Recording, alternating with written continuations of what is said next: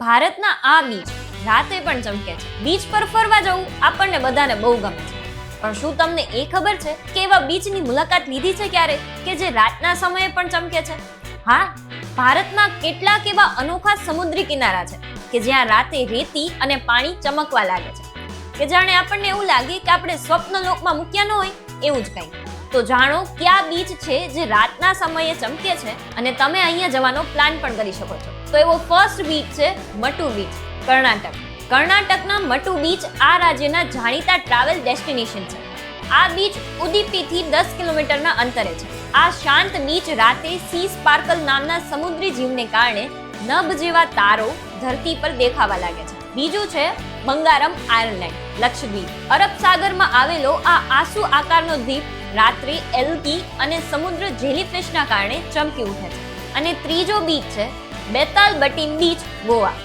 તો આ બીચ દક્ષિણ ગોવામાં છે. આ કોલવા અને મજોરદા બીચની વચ્ચે છે. આ બીચની સફેદ રેતી, સુંદર સૂર્યાસ્ત અને ડોલ્ફિન સ્પોટિંગ તેની ખાસિયતોની ગણતરીમાં આવે છે. અહીંયાની રેતી અને નેચરલ એલ્ગી રિએક્શનના કારણે ગ્લો કરવા લાગે છે.